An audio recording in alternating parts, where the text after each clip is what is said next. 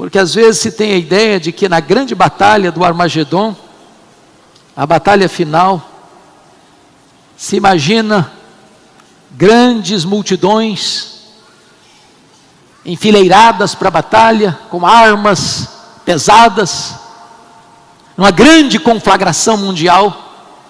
Mas o retrato que a Bíblia nos mostra é que nessa grande batalha final, só uma arma será acionada, é a espada que sai da boca do Cordeiro de Deus, é a palavra do juízo, é a palavra da vitória.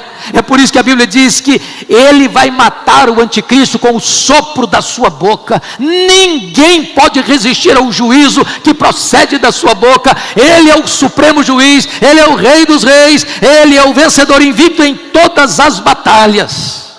Os tempos estão sombrios, todos os sinais estão sendo dados.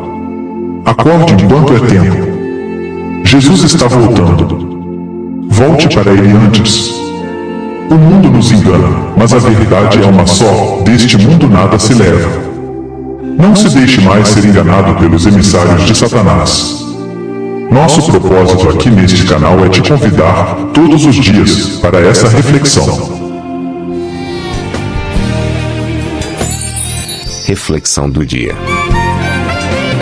Mateus 17, 20 a 22. E Jesus lhes disse: por causa de vossa incredulidade, porque em verdade vos digo que, se tiverdes fé como um grão de mostarda, direis a este monte: passa daqui para acolá, e há de passar, e nada vos será impossível. Mas esta casta de demônios não se expulsa senão pela oração e pelo jejum. Ora, achando-se eles na Galileia, disse-lhes Jesus: o Filho do Homem será entregue nas mãos dos homens.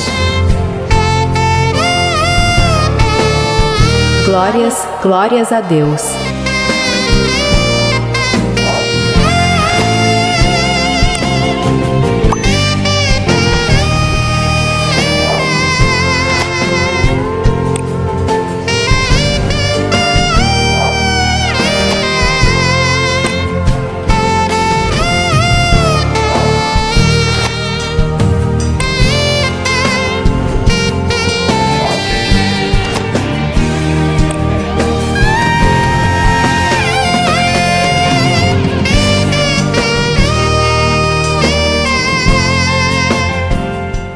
Texto de Apocalipse, capítulo 1.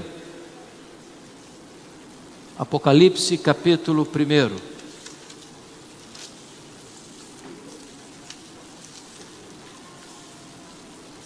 Fazendo a leitura até o versículo 20.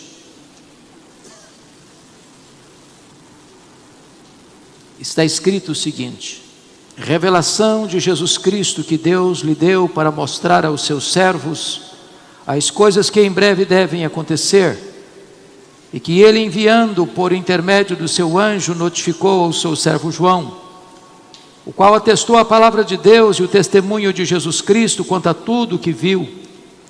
Bem-aventurados aqueles que leem, aqueles que ouvem as palavras da profecia e guardam as coisas nela escritas, pois o tempo está próximo. João, mais 7 igrejas que se encontram na Ásia, graça e paz a vós outros, da parte daquele que é, que era e que há de vir, da parte dos 7 espíritos que se acham diante do seu trono, e da parte de Jesus Cristo, a fiel testemunha, o primogênito dos mortos e o soberano dos reis da terra, àquele que nos ama e pelo seu sangue nos libertou dos nossos pecados e nos constituiu reino, sacerdotes para o seu Deus e Pai. A ele a glória e o domínio pelos séculos dos séculos. Amém. Eis que vem com as nuvens, e todo o olho verá, até quantos o traspassaram. E todas as tribos da terra se lamentarão sobre ele, certamente. Amém. Eu sou o Alfa e o Ômega, diz o Senhor, Deus, aquele que é, que era e que há de vir, o Todo-Poderoso. Eu, João, irmão vosso e companheiro na tribulação, no reino e na perseverança. Em Jesus achei-me na ilha chamada Patmos, por causa da palavra de Deus e do testemunho de Jesus. Achei-me em espírito no dia do Senhor, e ouvi por detrás de mim grande voz como de trombeta, dizendo: o que vês escreve em livro e manda às 7 igrejas, Éfeso, Esmirna, Pérgamo, Tiatira, Sardes, Filadélfia e Laodiceia. Voltei-me para ver quem falava comigo, e voltado vi 7 candeeiros de ouro, e no meio dos candeeiros um semelhante a filho de homem, com vestes talares e cingido à altura do peito com uma cinta de ouro. A sua cabeça e cabelos eram brancos como a alva lã, como neve, os olhos como chama de fogo, os pés semelhante ao bronze polido, como que refinado numa fornalha, a voz como voz de muitas águas. Tinha na mão direita 7 estrelas, e da boca saía-lhe uma afiada espada de 2 gumes. O seu rosto brilhava como o sol na sua força. Quando o vi, caí a seus pés como morto. Porém ele pôs sobre mim a mão direita, dizendo: não temas, eu sou o primeiro e o último, e aquele que vive. Estive morto, mas eis que estou vivo pelos séculos dos séculos, e tenho as chaves da morte e do inferno. Escreve, pois, as coisas que viste, e as que são, e as que hão de acontecer depois destas. Amém. Esta é uma noite primeiramente de gratidão.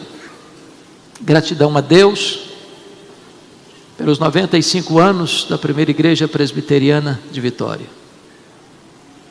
Gratidão a Deus pelos pioneiros que nos antecederam, que choraram e que semearam e que regaram o que hoje estamos colhendo.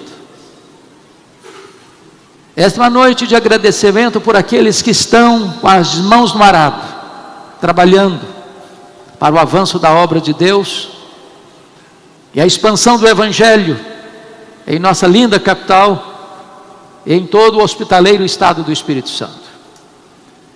Esta é uma noite de expectativa, porque temos a convicção de que o melhor daquilo que Deus já tem feito até hoje há de ser medidas mínimas do que Deus há de fazer em nossa vida, por nossa vida e através da nossa vida daqui para frente.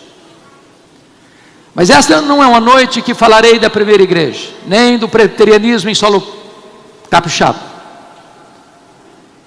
Gostaríamos então de falar daquele que é a razão de estarmos aqui, daquele que é o centro e o eixo da nossa vida, o conteúdo da nossa pregação, o alvo da nossa gloriosa esperança. Eu quero falar para vocês nesta noite sobre Jesus de Nazaré, o nosso glorioso Redentor. O livro de Apocalipse é o apogeu da revelação bíblica, retrata o pináculo da nossa fé, apresenta-nos a pessoa de Cristo, aquele que é o centro da eternidade, da história, da igreja, o centro da nossa salvação, da nossa esperança, do céu e de toda a eternidade. Aquele que é tudo nos conselhos de Deus, aquele que é tudo na nossa salvação, porque não há nenhum outro nome dado entre os homens pelo qual importa que sejamos salvos. Aquele que é tudo na criação, porque tudo foi feito por intermédio dele, sem ele nada do que foi feito se fez. Aquele que é tudo na providência, porque é ele quem sustenta todas as coisas pela palavra do seu poder. Aquele que é tudo na Bíblia, porque é tudo no Antigo Testamento. Todo o Antigo Testamento aponta para ele e prefigura ele. Ele é o Cordeiro da Páscoa, ele é o tabernáculo, é simbolizado pelo templo, simbolizado pelos sacrifícios, pelas festas, pelo sábado, enfim, tudo era sombra dele, e ele é a realidade. Ele é tudo no Novo Testamento. Ele é o Verbo que se fez carne. Ele é o Cordeiro de Deus que foi morto, mas está vivo pelos séculos dos séculos e tem as chaves da morte e do inferno. Ele é a nossa esperança, ele é a nossa justiça, ele é a nossa alegria, ele é a nossa paz, ele é a razão da nossa vida. E este último livro da Bíblia, como acrópole da nossa esperança, fala-nos deste Cristo glorioso. E eu gostaria então que nós pudéssemos olhar para esse texto, mas não sem antes olhar o contexto, porque a Bíblia diz que a perseguição à igreja está crudelíssima. Os cristãos estão sendo crucificados, queimados vivos, jogados às feras. estão sendo desterrados, espoliados, perseguidos. Os apóstolos do Senhor Jesus, todos sem exceção, ou melhor, com exceção de João, foram martirizados. O apóstolo João, o último sobrevivente, é pastor em Éfeso, na Ásia Menor. No tempo de Domiciano, quando ele é deportado para uma colônia penal, para a ilha vulcânica do mar Egeu, a ilha de Patmos, fechando-lhe a porta da terra para quaisquer contatos. Mas é nessa conjuntura de perseguição atroz, de choro amargo, de sangue derramado, de opressão política e religiosa, é que num cenário que aparentemente não tinha saída, Deus abriu para João uma porta no céu e disse: sobe para aqui e eu te mostrarei as coisas, não que talvez aconteçam, não que podem acontecer, eu te mostrarei as coisas que devem acontecer. E então temos o registro de Apocalipse, que é o ponto mais alto da nossa esperança, que é a visão de Deus no trono, que é a visão do Cordeiro com o livro da história em suas mãos, que é a mensagem gloriosa de que a história não está à deriva, que os grandes deste século não dominam o universo, nem mesmo a história, porque a história está nas mãos do Cordeiro de Deus, e Ele está conduzindo a história a uma gloriosa consumação e a vitória de Cristo e da sua igreja. Era um dia de domingo, era o dia do Senhor, quando João escuta atrás dele uma voz como de trombeta dizendo: que vês, escreve em livro e manda às 7 igrejas: Éfeso, Esmirna, Pérgamo, Tiatira, Sardes, Filadélfia e Laodiceia. Quando João se volta para ver quem falava com ele, ele vê as 7 igrejas, os 7 candeeiros, e no meio dos candeeiros um semelhante a filho de homem. E a primeira visão que João tem de Jesus é que ele é o rei dos reis, é que ele é o grande sumo sacerdote, é aquele que está no trono, é aquele que tem as rédeas da história em suas mãos, é aquele que levanta reinos e derruba reinos, é aquele que levanta reis e faz reis apiarem do poder, aquele que está no controle de todas as coisas, aquele que é o rei dos reis e o senhor dos senhores. Mas João vê também o Cristo glorioso como o nosso grande sumo sacerdote, como aquele que é o ofertante e a oferta, é o sacerdote e o sacrifício, aquele que verteu o seu sangue para nos comprar e nos redimir para Deus. Este é o Cristo que adoramos nesta noite, o Rei dos Reis, aquele que deu a sua vida por nós, mas ressuscitou, está à destra de Deus e há de voltar gloriosamente. Diz a Escritura, a partir do versículo de número 14, que João passa a ter uma visão clara de quem ele é. E o primeiro destaque é que o Cristo que adoramos nesta noite é o eterno Deus. Seus cabelos são brancos, como alva lã, como neve. Isso retrata que Ele é o Pai da eternidade, que Ele recua os tempos eternos, que Ele é autoexistente, que Ele não passou a existir porque é o Pai da eternidade. Antes que houvesse mundo, Ele já era Deus, eternamente Deus, junto com o Pai e com o Espírito Santo. Ele precede ao tempo, Ele precede a história, Ele é o Deus eterno. Mas encontramos também que este Deus, conforme o versículo 14, Ele é onisciente, porque os seus olhos são como chamas de fogo. Isso retrata que Ele sabe tudo, Ele conhece a todos, Ele sonda tudo, nada fica oculto aos seus olhos. Ele anda no meio das igrejas, Ele sonda as igrejas, Ele exorta as igrejas, Ele adverte as igrejas, Ele consola as igrejas, Ele faz promessas para as igrejas, e só Ele pode dizer para a sua igreja: eu conheço as tuas obras, eu conheço o lugar onde tu habitas, eu conheço a tua tribulação, eu conheço a tua pobreza, mas tu és rico. Ele está aqui e Ele sabe tudo a seu, a meu e a nosso respeito. Ele é o Deus onisciente.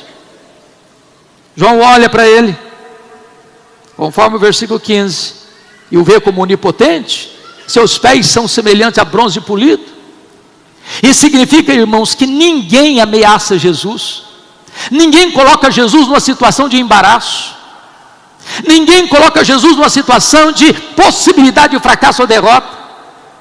Este é aquele que absolutamente coloca todos os seus inimigos debaixo de seus pés. E a Bíblia diz no final de Apocalipse que ele vai lançar no lago do fogo o anticristo, o falso profeta, o diabo, a morte, o inferno e todos aqueles cujos nomes não estão escritos no livro da vida. E então ele vai entregar o reino ao Deus e Pai para que ele seja tudo em todos. Este é o Cristo vencedor.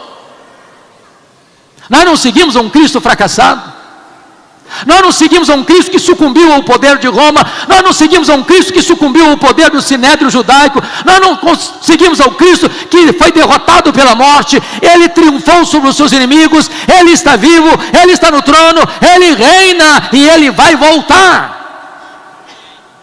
Mas quando você olha para o texto, ele prossegue na sua análise, veja comigo. E o versículo de número 15 diz que ele é irresistível, porque a sua voz é como voz de muitas águas. Veja comigo, aqui ele está falando do poder irresistível da sua voz. E a voz do Cristo é a voz do Evangelho. O Evangelho é vitorioso. É por isso que você e eu estamos aqui. Um dia nós ouvimos essa voz, e na medida em que nós ouvimos essa voz, Deus tirou o tampão dos nossos ouvidos, Deus tirou a venda dos nossos olhos, Deus foi lá dentro de nós e arrancou de nós o coração de pedra e nos deu um coração de carne. Deus mudou as disposições íntimas da nossa alma, e nós ouvimos essa voz doce e suave nos chamando, e nós então fomos atraídos para Ele com cordas de amor. Este é aquele que tem uma voz irresistível, o universo inteiro escuta a sua voz. Ele deu uma ordem, o sol aparece. Ele deu uma ordem, as estrelas surgem. Ele deu uma ordem, um verme corta uma planta. Ele deu uma ordem, uma mula profetiza. Ele deu uma ordem, os demônios batem em retirada. Ele deu uma ordem, os anjos saem para obedecer o seu comando. Ele deu uma ordem, o universo inteiro se dobra, o mar obedece, o vento se aquieta. A sua voz é poderosa, e a voz que sai da sua boca é como voz de muitas águas. Bendito seja o Senhor. Quando você olha o texto, no versículo 16, ele tem o controle da liderança da igreja, e louvado seja Deus por isso. A nossa vida não está guardada por estruturas eclesiásticas, a nossa vida está guardada por aquele que é o supremo pastor da igreja. Diz o texto que ele é vencedor porque uma afiada espada de 2 gumes sai da sua boca. Isso é maravilhoso, porque às vezes se tem a ideia de que na grande batalha do Armagedon, a batalha final, se imagina grandes multidões enfileiradas para a batalha, com armas pesadas, numa grande conflagração mundial. Mas o retrato que a Bíblia nos mostra é que nessa grande batalha final, só uma arma será acionada, é a espada que sai da boca do Cordeiro de Deus, é a palavra do juízo, é a palavra da vitória. É por isso que a Bíblia diz que ele vai matar o anticristo com o sopro da sua boca. Ninguém pode resistir ao juízo que procede da sua boca. Ele é o supremo juiz, ele é o rei dos reis, ele é o vencedor invicto em todas as batalhas. Mas amados, a visão que João tem do Cristo da glória é tão bonita, porque notem comigo que ele vai descrever no verso 16, na parte final, que o seu rosto brilhava como o sol na sua força. Você já contemplou o sol brilhando na sua força? Já mirou o sol por 5 minutos?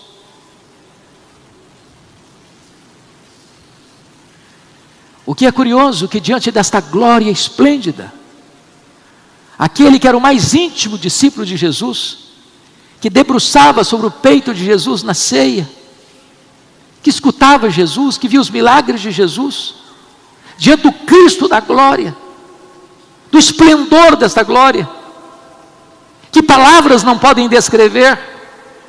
Diz o texto que João caiu como morto aos seus pés. A glória é tamanha, que João não conseguiu suportar aquela manifestação tão bendita, tão extraordinária, tão eloquente, tão viva, tão poderosa. E este é o nosso Cristo, vitorioso, glorioso, bendito. O Cristo que João vê não é mais aquele Cristo suando sangue do Getsemane, não é mais o Cristo esbordoado e cuspido do Sinédrio, não é mais aquele Cristo vilipendiado e espancado do pretório romano, não é mais aquele Cristo que caminha trópico e zangue pelas apinhadas ruas de Jerusalém, sob os apupos e vaias de uma multidão ensandecida. O Cristo que João vê não é o Cristo humilhado, pregado naquele lenho maldito. O Cristo que João vê é o Cristo glorioso, vitorioso, bendito, exaltado. Este é o Cristo da igreja. Mas ainda, vejam vocês, no verso de número 18, que descrevendo a pessoa bendita do nosso glorioso Redentor, João mostra e o vê como conquistador, porque está escrito: eis que eu estive morto, mas estou vivo pelos séculos dos séculos, e tem as chaves da morte e do inferno. O Senhor Jesus Cristo, na cruz, diz a Bíblia, que Ele derrotou o diabo e as suas hostes, expondo-os ao desprezo. O Senhor Jesus Cristo, na sua morte, entrou nas entranhas da morte, arrancou o aguilhão da morte, matou a morte, inaugurando a imortalidade. O Senhor Jesus Cristo venceu o mundo, venceu o pecado, venceu o diabo, venceu a morte, venceu e é vencedor. E Ele saiu do túmulo como grande conquistador. Ele é vitorioso. E é esse Cristo que nós estamos adorando, que é a razão da nossa vida e a mensagem que a primeira igreja presbiteriana de Vitória vem pregando ao longo destas quase 10 décadas de evangelho nesta terra. Mas finalmente, quem Ele é? O Cristo da glória, João vê como restaurador, porque diz a Escritura que o Senhor põe a mão sobre ele e diz: não temas, não temas, eu sou o primeiro, eu sou o último, eis que eu estive morto, mas eu estou vivo pelos séculos dos séculos. E o Senhor restaura João, e levanta João, e ergue João, para ver o que nenhum olho tinha visto, para ouvir o que nenhum ouvido tinha ouvido, para receber a gloriosa revelação do que há de acontecer necessariamente depois dessas coisas. Esse mesmo Cristo está aqui nesta noite, para levantar o caído, para levantar o prostrado, para dar esperança para aquele que acha que não tem mais saída na vida. Ele está aqui hoje, Ele é o restaurador. Mas, amados irmãos, tendo visto no texto a descrição do nosso glorioso Redentor, vamos em segundo lugar agora olhar a sua gloriosa obra. E eu quero destacar aqui 4 coisas. Primeiro, versículo 5 diz que Ele é aquele que nos amou. Os puritanos do século 17, lá na Inglaterra, diziam assim: achas pouco seres amado por Deus? Não há melhor remédio para complexo de inferioridade e para autoestima achatada. Você saber que aquele que é o Rei da glória ama você. Ama você com amor eterno. Ama você com amor perseverante. Ama você com amor sacrificial. Ama você com amor santificador. Ama você com amor eterno. O amor dele por você não é em virtude dos méritos que você porventura tenha, mas apesar dos seus deméritos. A causa do amor dele por você não está em você, mas nele mesmo. O amor dele por você é abundante, o amor dele por você é imerecido, o amor dele por você é provado.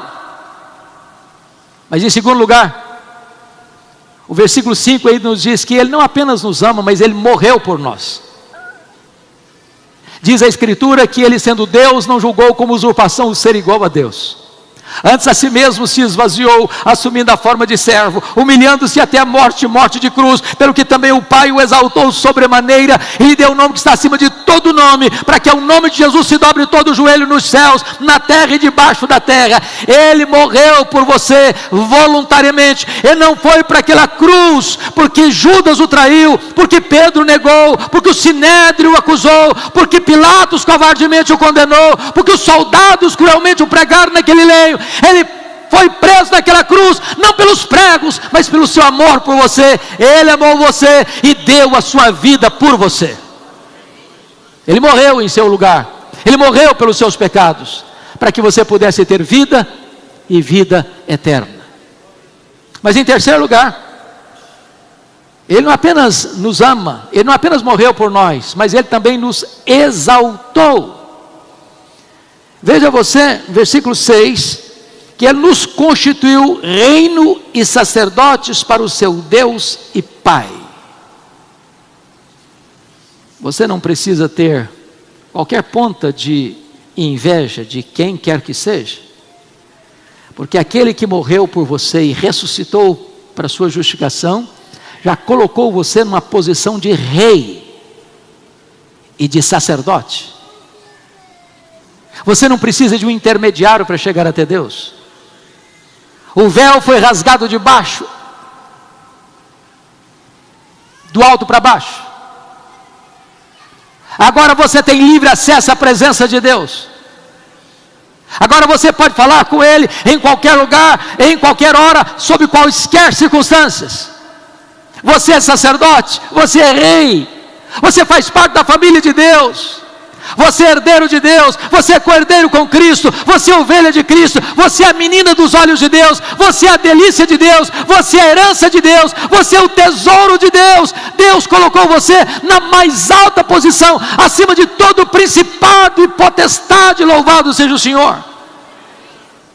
Mas em quarto lugar, Ele ama você, Ele morreu por você, Ele exaltou você, mas em quarto lugar, Ele voltará para você.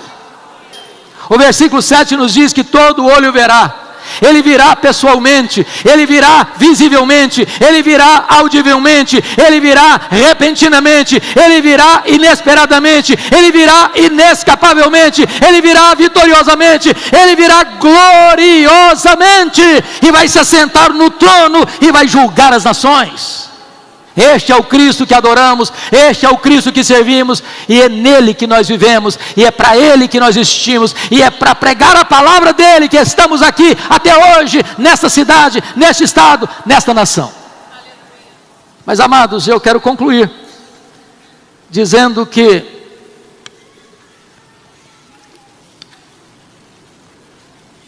o Cristo da glória é exaltado sobremaneira. A obra do Cristo é anunciado com eloquência, e isso tem implicações. Quais são as implicações? Primeiro, você não precisa ter medo da vida. Estamos vivendo dias difíceis, o cenário é sombrio no Brasil e no mundo, os prognósticos não são tão otimistas, mas você não precisa ter medo da vida. Sabe por quê? O versículo 1 nos aponta isto: revelação de Jesus Cristo que Deus lhe deu para mostrar aos seus servos as coisas que em breve devem acontecer. Preste atenção nisso. Não é que talvez aconteçam, não é que podem conhecer, as coisas que devem acontecer. O calendário da história não está nas mãos dos homens, está nas mãos de Deus. A história não é cíclica como pensavam os gregos. A história não é um caminhão sem freio, ladeira abaixo, desgovernada, como pensam os existencialistas. A história é teleológica, ela caminha para um telos, ela caminha para um fim, ela caminha para uma consumação. E quem está sentado no trono, e que tem as rédeas da história, e o livro da história em suas mãos, e que tem poder para abrir os selos, acionar as trombetas, é o Senhor Deus, é o nosso glorioso Cristo. Você não precisa ter medo da vida, porque Ele tem um controle. Ele diz: eis que eu estive morto, mas eu estou vivo pelos séculos dos séculos. Segundo lugar, você não precisa ter medo da morte. A Bíblia diz que a morte é o rei dos terrores, é o último inimigo a ser vencido. Mas Jesus é o rei dos reis, e Ele já passou pela morte, e Ele já entrou nas entranhas da morte, e Ele já arrancou o aguilhão da morte, e Ele já matou a morte, e Ele ressuscitou, inaugurando a imortalidade. Agora a sepultura não é mais o nosso último endereço. Agora a morte não tem mais a última palavra. Agora, para aquele que está em Cristo, morrer não é um pesadelo. Diz o apóstolo Paulo: para mim o viver é Cristo e o morrer é lucro. Morrer é deixar o corpo e habitar com o Senhor. Morrer é partir para estar com Cristo, o que é incomparavelmente melhor. Você não precisa temer a morte, porque Jesus Cristo disse: eis que eu estive morto, mas estou vivo pelos séculos dos séculos, e tem a chave da morte e do inferno. Meus amados irmãos, não precisamos temer a vida, não precisamos temer a morte, mas finalmente nós não precisamos ter medo da eternidade, do amanhã, do futuro, das dobras do futuro, das sombras do futuro. Você e eu não enxergamos na curva, você e eu não enxergamos no escuro, mas o seu glorioso Redentor já abriu o caminho, e Ele é a luz. E lá na eternidade, insondável eternidade, no desdobrar de milênios e milênios, lá está Ele, e nós estaremos com Ele. O amanhã é dele, o futuro pertence a Ele, e a nossa vida está segura nas mãos dEle. Nós não precisamos ter medo, porque nem morte, nem vida, nem anjos, nem principados, nem poderes, nem altura, nem profundidade, nem qualquer outra criatura poderá nos separar do amor dEle que está em Cristo Jesus nosso Senhor. A vida está segura, e segura nos braços do nosso glorioso Redentor. E eu quero concluir dizendo que quando João o viu, ele caiu aos seus pés, num ato de adoração. Esse mesmo Cristo está aqui hoje, andando no meio desta igreja. O mesmo poder, a mesma glória, a mesma graça, o mesmo amor.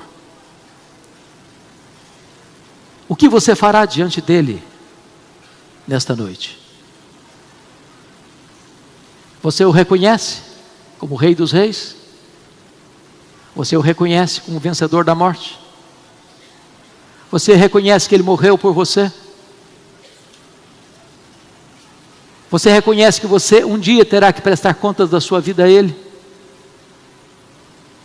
Que nesta noite você se renda a Ele, se curve diante dEle, que você o adore, que você se renda a Ele, porque fora dEle não há esperança, porque fora dEle não há salvação, porque fora dEle não há qualquer segurança, nem no tempo, nem na eternidade. Curva sua fronte por um momento, feche seus olhos. É tempo de nós orarmos e colocarmos nossa vida diante do trono da graça de Deus. O Rei da Glória está aqui,